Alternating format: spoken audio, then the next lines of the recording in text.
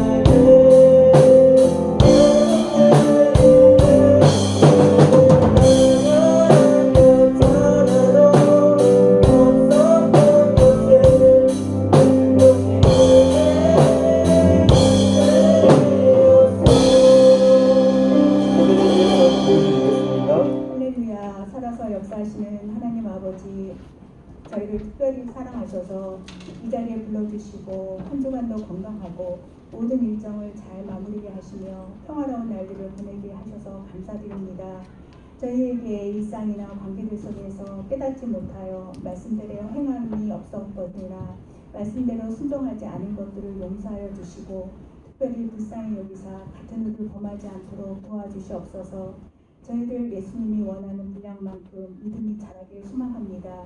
기도하게 하시고 옥토와 같은 마음을 주시어서 말씀의 뿌리를 내리고 열매 맺게 하옵소서. 돌아오는 수련회를 통하여 일생의 한 말씀 한 구절을 받게 하시고 변화되는 모습이 있게 하시어 하나님 보시기 아름다운 선장이 있기를 원하오니 축복하여 주시옵소서.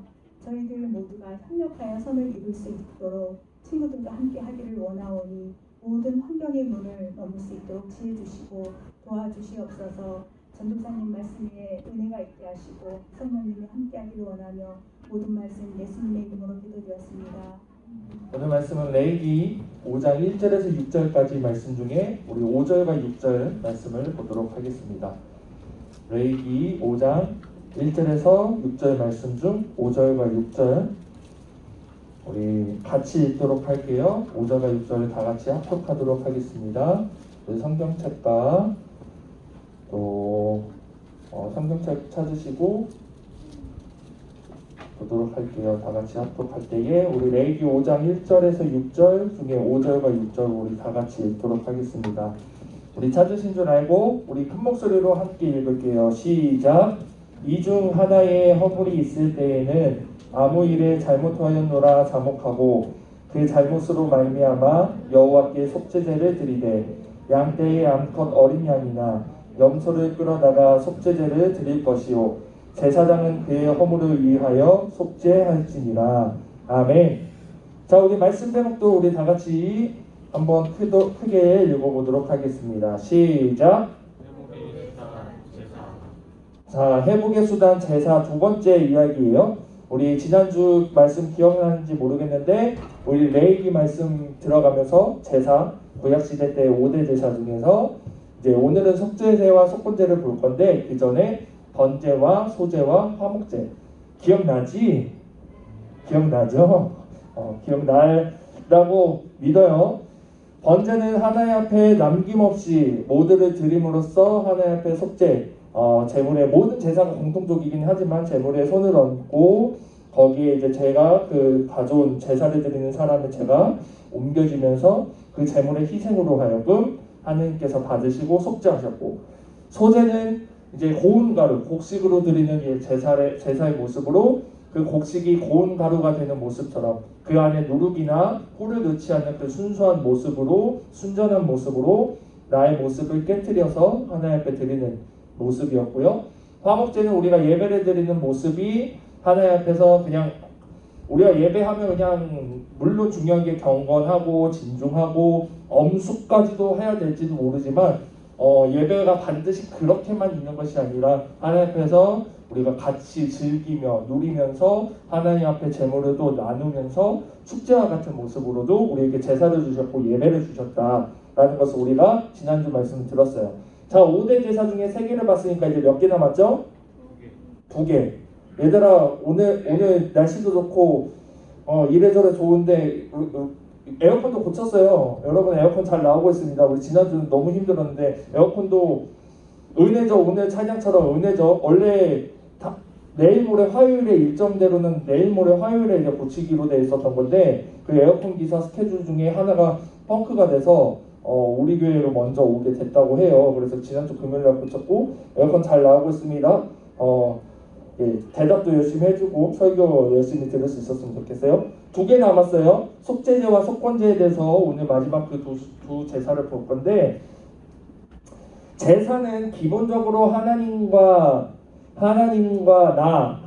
나와의 관계를 위한 제도고 하나님께서 만드시고 명령하신 모습입니다. 근데 반드시 그렇다고 해서 거기에만 끝이 아니에요. 이따가 제사를 보면서 보겠지만 그 제사를 통해서 우리 지난주 화목제도 마찬가지였고 제사라고 해가지고 예배라고 해서 오늘 말씀 중에 오늘 담임 목사님 말씀 중에도 교회가 사람들이 볼 때는 아무것도 아니고 예배드리는 게 아무것도 아니라고 하지만 그래서 우리가 그렇다고 해서 교회가 예배가 우리끼리만 하나님과 나와의 관계에서만 그냥 국한되고 제한되어 있는 것으로 되어 있는 것이 아니라 그 제사와 예배를 통해서 우리가 사람과 사람 사이의 관계로 나아갈 수 있는 모습이 되어야 된다는 거예요. 예배와 삶, 내가 사람과의 관계하는 것과 내가 하나님 앞에 예배드린 것, 구약시대 때 제사드린 것과 별개의 다른 모습, 흙과 백의 모습으로 구분되어져 있는 것이 아니라 그것을 통해서 밀접하게 연관되고 제사를 통해 예배를 통해 인간과의 관계가 가운데서도 하나님께서 세밀하게 만지시고 계신다는 거예요.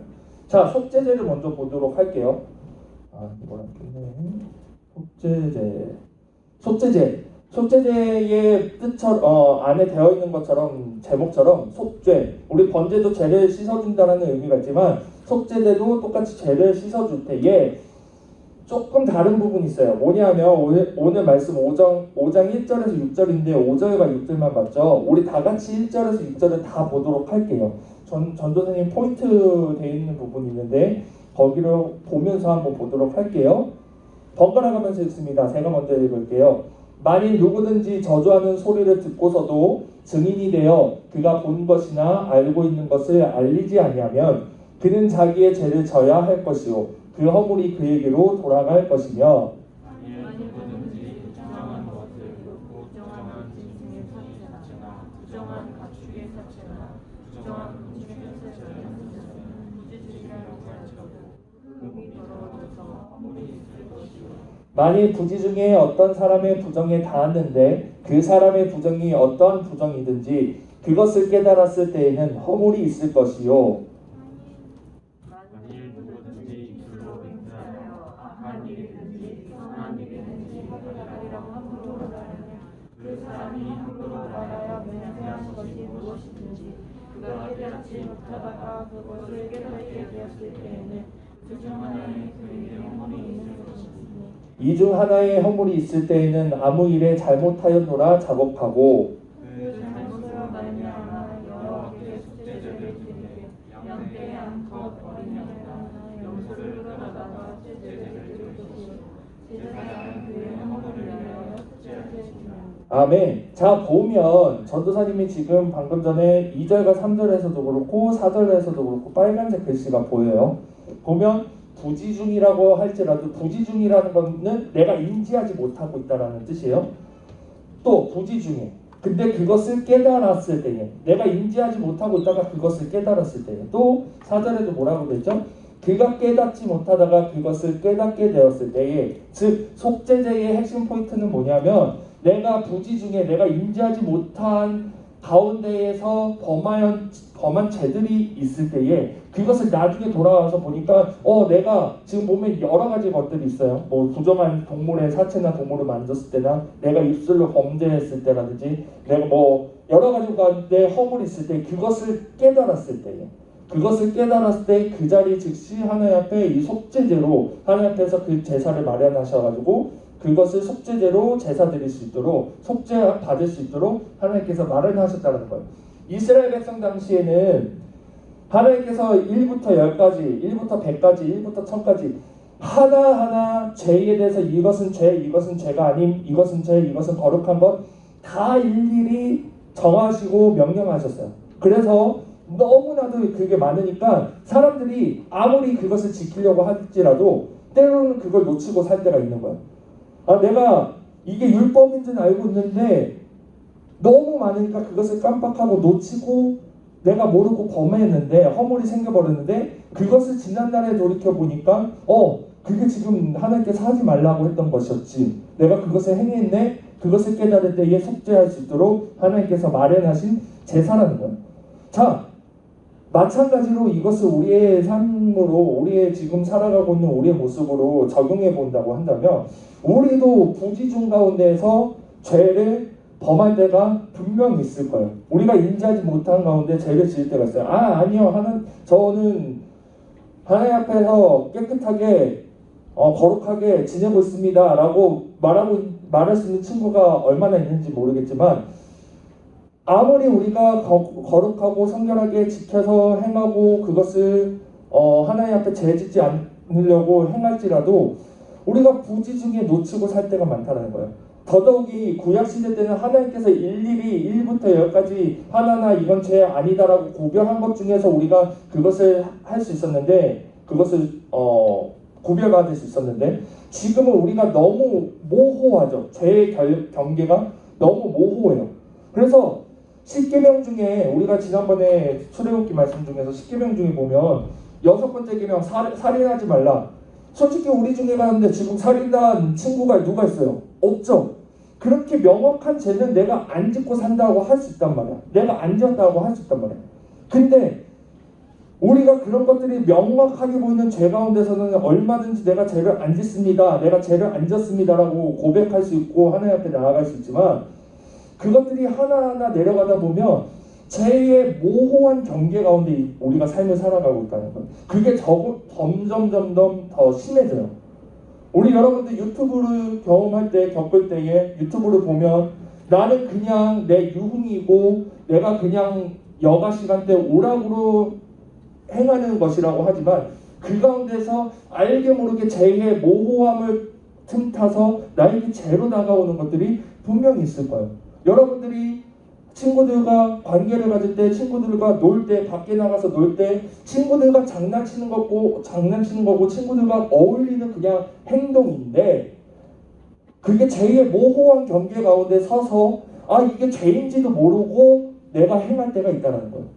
근데 그걸 돌이켜서 여러분들이 하나님과 말씀을 묵상한다든지 기도하는 중이라든지 아니면 예배 중이라든지 그게 지금 돌아와서 생각해보니까 그 모습이 하나님께서 기뻐 받으시지 않은 모습이고 하나님 앞에 거룩하지 않은 모습이고 분명 죄된 모습이라고 판단이 되어지고 깨달아질 때가 있을 거다란 말이죠. 그때에 필요한 것이 우리가 이 속죄제의 모습으로, 우리의 속죄제의 자세로 우리가 예배드리고 하나님 앞에 나아갈 수 있어야 된다는 사실이에요. 전도사님 지난주에 범죄도시 2를 봤어요. 범죄도시 1도 봤고 2도 봤는데 나는 솔직히 말해서 1이 좀 더 재밌었던 것 같아. 2가 엄청 재밌다고 해요. 봤는데 재미는 있었는데 아무리 마체테로 이렇게 하고 다녀도 마동석이 이거 한 방이면 끝나잖아요. 그쵸?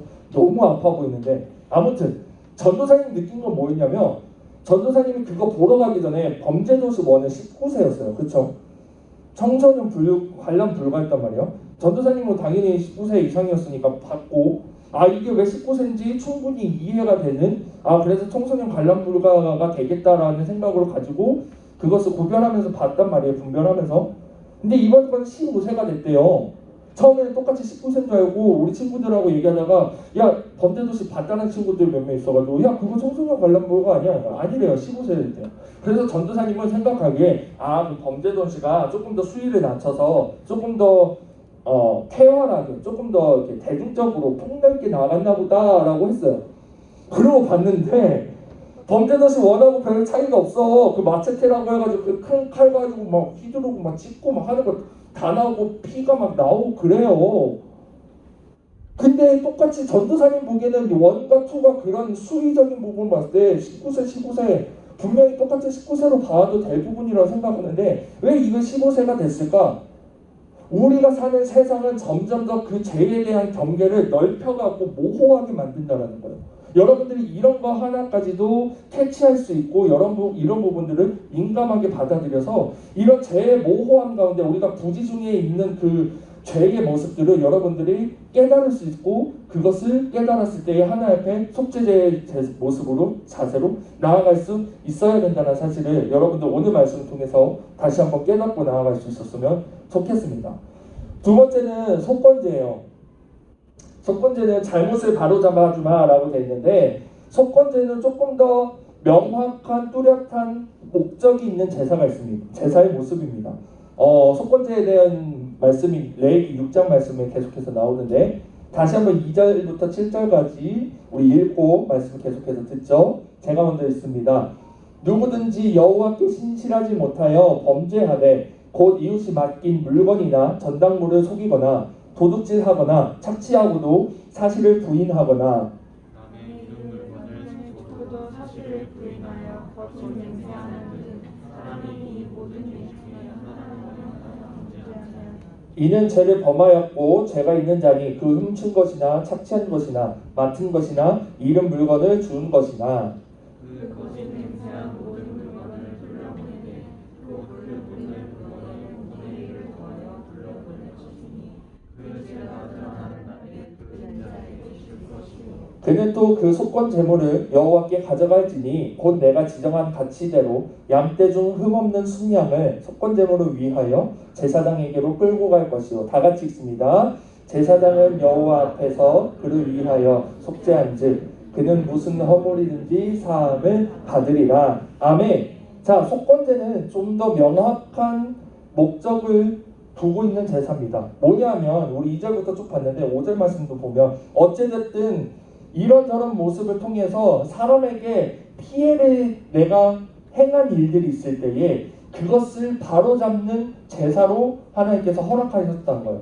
근데 보면 이제 여기에서 나온 것들은 사람을 속이고 부당하게 취한 것들에 있으면 그것에 대한 본래 물건을 돌려주고 거기에 대해서 5분의 1을 더해서 돌려보내면서 그 사람에게 돌려주라고 말씀을 하고 계세요.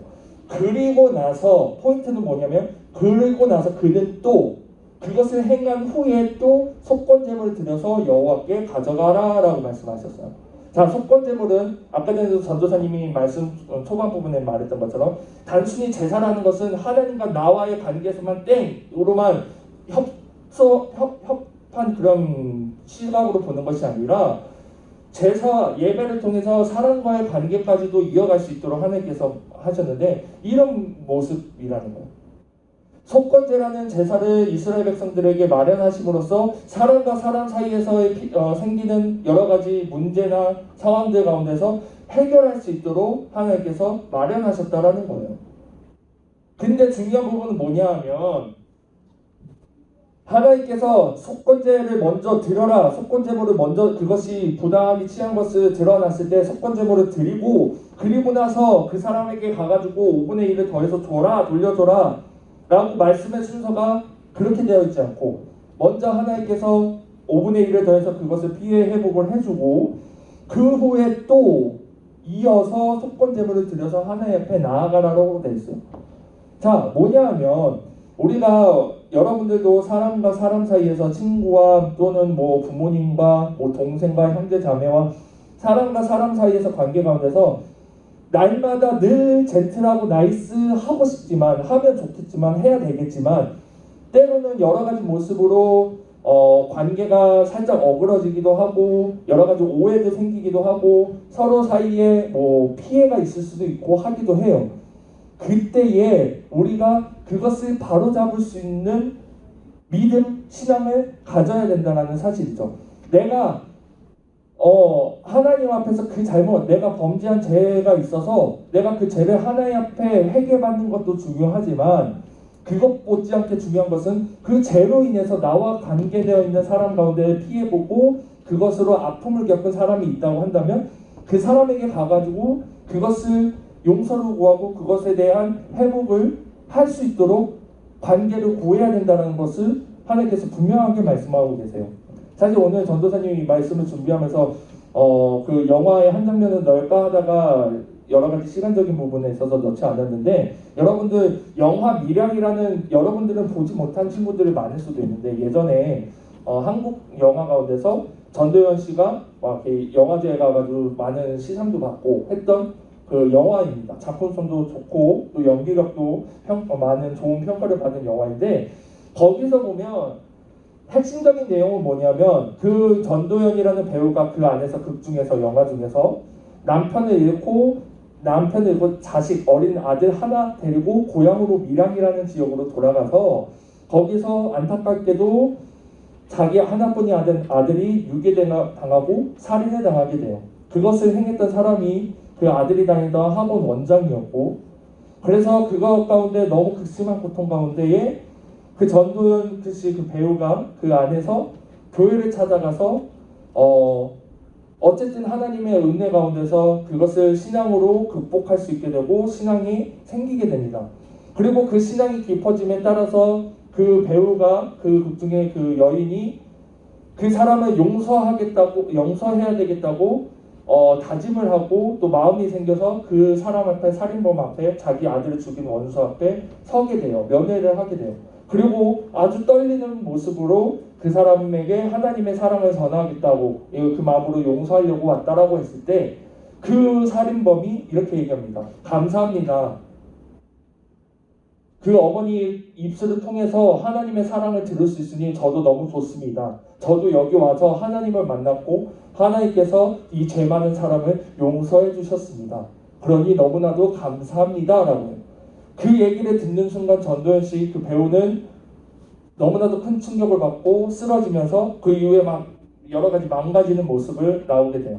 그것이 처음에 개봉하고 났을 때 우리나라 기독교 사이에서도 막 여러 가지 이야기들이 나오고 그것이 전해주는 메시지가 무엇이냐라는 것들이 막 얘기가 나왔는데 중요한 것은 뭐냐면 아까 전에 그 살인범이 말한 그 얘기 고백이 어떻게 보면은 정말 그 사람이 그 안에서 하나님을 만나서 정말 회개받고 정말 변화됐을 수도 있어요. 하나님께서는 어떤 모습, 어떤 사람도 다 받으시고 그분을 사랑하시고 그분을 찾으시고 기다리고 계시다는 거예요. 사람의 시선으로 봤을 때 너무나도 큰 죄인 살인을 저질렀지만 하나님 봤을 때는 모두 다 똑같은 죄인 가운데 한 죄인이 돌아와서 회개했고 하나님을 전심으로 구했을 때 하나님께서 그를 변화시켰을 수도 있다는 거예요. 그것을 부정하지는 않지만 적어도 그렇다고 한다면 그가 오늘의 말씀을 덧입혀서 봤을 때 그가 정말 하나님 앞에 그렇게 용서함을 받았다고 회개함을 받았다고 한다면 그런 멘트나 그런 모습을 자기가 살인했던 그 아들의 자식의 어머니한테 보여서는 안 되겠죠. 진짜 하나님 앞에서 내가 회개받았다 한다면 정말 그분이 왔을 때 그분 앞에 정말 무릎이라도 꿇고 엉엉 울면서 속고대죄라도 하면서 잘못했다고 용서를 하고 그 사람이 용서를 안 해주겠다라고 하더라도 내가 용서를 먼저 구해야 되는 게 모습이 올바른 모습인데 나는 하나님 앞에서 용서를 받았으니까 나는 하나님이 나의 죄를 회개해 주셨으니까 이걸로 끝 나는 다 그것에 대한 죄값을 치렀어요 라고 그래서 나는 홀가분하고 이제 마음이 편안해요 라고 한다면 그것으로 인해 피해받은 그 사람의 모습은 그 아픔은 하나님께서 그저 두신 것을 원하시지 않는다는 거예요. 이러한 모습을 통해서 하나님께서 분명히 그 모습을 통해 아픈 내 죄된 모습을 통해 내가 죄악된 모습을 통해 아픔을 겪은 사람들이 있다고 한다면 그게 다가가 반드시 바로잡을 수 있도록 하나님께서 마련하셨고 그것을 원하신다는 사실을 오늘 말씀 통해서 깨닫기 바랍니다. 여러분들 친구 사이에서도 쉽게 말해서 싸울 수도 있어요. 싸워가지고 내가 분명히 명백하게 내가 잘못한 부분이라는 것을 내가 깨닫게 됐어요. 내가 알게 됐어요. 그러면 그 친구에게 가가지고 사과를 해야 되겠죠. 용서를 구해야 되겠죠. 근데 때로는 내가 자존심이 상해가지고 그 용서를 못 구할 때도 있고 아니면 지금 말씀처럼 아까 내가 지금 얘기했던 그 영화의 그 모습처럼 나는 이 모습 가지고 하나님 내가 친구랑 싸웠는데 나 너무 마음이 불편해요. 하나님 회개해 주세요 라고 용서해 주세요 라고 할 때 그것을 통해서 그 기도했다고 용서받았다고 마음이 편해지고 끝난다고 한다면 이 속건제의 모습을 우리가 기억할 수 있어야 된다는 것이죠. 그 친구에게 찾아가서 야 미안해 용서해줘 라고 했을 때 그 친구가 용서를 해주는지 안 해주는지는 두 번째 문제고 살아서 용서해달라고 분명히 그 잘못을 바로잡을 수 있어야 되는 것이 이 속건제를 통해서 하나님께서 우리에게 주신 말씀입니다. 자, 말씀을 마무리할게요. 오늘은 두 가지의 제사를 봤어요. 속죄제와 속건제, 제사를 드리는 방법, 제물의 종류, 이런 것도 볼 수 있지만 사실은 그 안에 이 담겨있는 의미를 통해서 오늘을 살고 있는 우리에게 이 제사가 어떤 모습인지를 우리가 봐야 되는 거잖아요.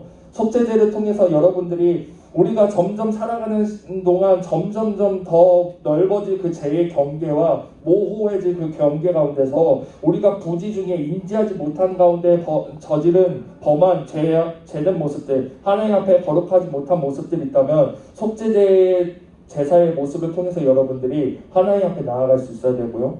속건제를 통해서 단순히 내가 하나님과 나의 제사로만 그냥 예배로만 끝이 아니라 나의 잘못으로 인해 나의 죄악된 모습으로 인해 누군가가 아픔을 겪게 되었다고 한다면, 누군가가 눈물 흘리고 있다고 한다면 하나님 앞에 나가는 것도 중요하지만 그에 앞서 그 사람에게 찾아와서 눈물 흘리고 있는 것을 닦아주고 미안하다고 하며 하나님의 사랑으로 나아갈 수 있어야 되는 것이 하나님께서 우리에게 원하시는 모습이고 우리가 드려야 하는 예배의 모습입니다. 여러분들 오늘 말씀을 다 기억하셔서 이번 한 주간도 여러분들이 이 속죄제와 속건제 제사의 모습을 가지고 여러분들 삶의 예배를 드렸으면 좋겠어요. 혹시 지금 이 예배를 듣고 예배를 드리고 말씀을 듣는 동안 생각나는 사람이 있다고 한다면 오늘 이 예배당에 나가서 교회에 나가서 그 사람에게 바로 카톡이나 연락을 하시고, 또 내가 이 말씀을 듣는 동안 내가 이거 죄인지 모르고 했는데 생각해보니까 이게 하나님이 원하시지 않는 모습이야 라고 생각이 들었다고 한다면 여러분들이 반드시 예배를 통해서 하나님 앞에 그것을 고백하고 시인할 수 있어야 됩니다. 그런 삶을 통해서 하나님께서 기뻐 받으시는 삶의 예배자로 삶을 살아갈 수 있는 우리 모든 올리브 학생부 되기를 주님의 이름으로 축복합니다. 기도하겠습니다. 하나님 아버지 감사합니다. 오늘의 말씀을 통하여서 속죄제와 속건제, 우리가 삶을 살아가는 동안 정말 점점점 모호해지는 그 죄의 경계 가운데 우리가 살아가는데, 우리가 인지하지 못한 가운데에서 범하진 죄를 깨달았을 때에 속죄제를 허락하여 주신 그 제사대로 예배대로 우리가 하나님 앞에 나아갈 수 있길 원합니다. 또한 우리가 삶을 살아가는 동안 우리가 원치 않든 원하든 여러 가지 모습으로 나의 죄악된 모습으로 누군가가 아파하고 누군가가 눈물 흘린다고 한다면 하나님 앞에 나아가는 것도 중요하며 동시에 그 사람을 향해 아픔을 겪은 그들을 향해 용서를 구하고 그에게 손을 내밀 수 있는 우리의 모습이 되길 원합니다. 그런 삶의 예배를 살아갈 때에 주님께서 기뻐 받으시는 예배자로서 나아갈 수 있는 우리 모두가 되게 하여 주시옵소서. 예수님의 이름으로 기도드립니다. 아멘. 우리 시간은 주님 앞에 귀한 예물을 드리는 시간 되도록 하겠습니다. 드린 예물을 위해서 다 같이 기도하겠습니다. 하나님 아버지 감사합니다. 오늘 주님 앞에 귀한 예배 시간 주일을 허락해 주시고 특별히 주님의 것을 구별하여 드린 예물들이 있습니다. 특별히 오늘 맥주 감사 주일로 주님 앞에 상반기 동안 우리에게 베푸신 은혜를 되돌아보며 감사하는 마음으로 또한 예물을 드리니 주님께서 기뻐 받아 주시고 예물을 쓰는 곳마다 하나님의 영광이 나타내도록, 또한 주님 드린 손길도 기억하여 주셔서 드린 손길들마다 주님 동행하여 주시옵소서. 예수님의 이름으로 기도드립니다. 아멘.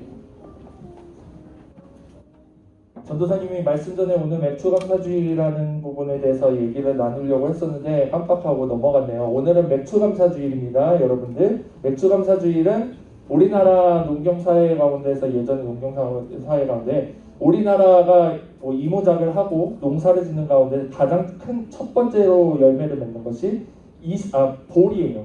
그래서 보리 맥자를 따서 보리 상반기 동안 처음 추수하는 것을 가지고 감사하면서 드리는 기념일이고요. 맥주감사주일을 통해서 하나님 앞에 이번 상반기 2022년 상반기 동안 나에게 이렇게 나를 이끄셨고 나에게 이런 것들을 주셨구나 라는 것을 기억하고 되돌아보면서 감사할 수 있는 우리 모두가 되길 바랍니다. 또한 우리 교회에 따라서 절기마다 성찬식을 행하는데 이제 코로나가 많이 완화됨으로써 오늘 성찬식이 드려졌어요. 혹시 일부 예배 때 몇몇 친구들은 이제 세례받은 친구들 중에서 성찬식에 참여했는데 세례나 입교받은 친구들 중에 일부 예배 참석하지 않아서 못해서 성찬식 참여하지 못한 친구들 있다면 3부 예배에도 성찬식이 있습니다. 이번에 입교받은 친구들도 마찬가지예요. 이번에 입교받은 친구들까지도 포함해서 여러분들 꼭 성찬식에 참여하기 바랍니다. 높아심으로 얘기를 하면 성찬식 그냥 떡 포도주 그거 먹는 게 그게 뭐가 중요하다고 매우 중요합니다. 그것을 통해서 하나님과 연합하는 것, 하나님께서 우리에게 희생한 것을 우리가 다시 한번 기억하고, 또 하나님께서 우리가 그것을 떡과 포도주 하나님의 예수님의 피와 살로 우리가 그것을 기념하여서 주님과 연합하는 그런 기념하는 성찬이니까요, 예식이니까요. 여러분들이 중요하게 생각하셔서 성찬식도 3부 예배 때 1부 예배 때 참석하지 못한 친구들은 3부 예배 때에 행할 수 있었으면 좋겠습니다. 광고 이어서 할게요. 오늘 예배 방역 청소는 중등부 여자반 여러분들 잘 해주시고요. 2022년 올리브 여름 수련회 We Like 올리브라는 주제로 드려집니다. 여러분들 기대하시고 또 기도하면서 기다리시기 바라고요. 또 다음 주는 가정통신문도 나갈 거니까 여러분들 집에 가정에 가셔서 이제 부모님한테 알려드리고 보여드리고 할 수 있었으면 좋겠습니다. 자, 한 달에 한 번씩 이제 여러분들 이제 예배 후에 프로그램을 가지면서 계속해서 교제하길 원하는데 오늘 공예 시간을 가지려고 해요. 여러분들 그 전도사님이 샘플을 아까 전에 봤는데 되게 예쁘더라고. 팔찌예요. 요즘 유행하는 팔찌인 것 같아요. 그래가지고 여자친구들은 본인이 할 액세서리로 해도 될 것 같고 남자친구들은 내가 하기는 조금 그렇다 하면 썸 타고 있는 친구가 있다면 썸 타는 친구에게라든지 여자친구가 있다면 여자친구라든지 아니면 만들어야 되겠다 해서 미리 만들어놔도 돼요. 미리 만들어놔서 하나님 이거 만든 것을 통해서 썸을 허락하여 주시옵소서라고 기도하면 이거는 들어주실지 모르겠는데 아무튼 여러분들 해서 같이 서로 디자인도 좀 만져주고 하면서 여러분들 교제하면서 즐거운 시간 가질 수 있었으면 좋겠습니다. 예배가 마친 후에 진행하도록 할 거고요. 그렇게 오늘도 친밀해져가는 더욱더 친밀해져가는 우리가 되길 바랍니다. 혹시 빠진 광고가 있을까요? 오늘은 그 반주가 없어서 이대로 그대로 파송기도 하고 예배를 마치고 우리 프로그램을 받도록 하겠습니다. 우리 기도하도록 하겠습니다. 하나님 아버지 감사합니다. 오늘의 예배를 통해 주님 영광 받으시니 감사합니다. 오늘 말씀을 가지고 다시 한번 주님 세상으로 돌아갑니다. 아버지 세상 가운데 아버지 내딛는 걸음걸음마다 주님 동행하여 주시고 또 말씀으로 살아갈 때에 정말 말씀에 힘입어 변화되며 날마다 믿음 가운데 성장하며 나아갈 수 있는 우리 모두가 되게 하여 주시옵소서. 담대함으로 나아갈 수 있는 우리 모두 되게 하여 주시옵소서. 예수님의 이름으로 기도드립니다. 아멘. 우리 하나님께 박수 드리고 예배를 마치고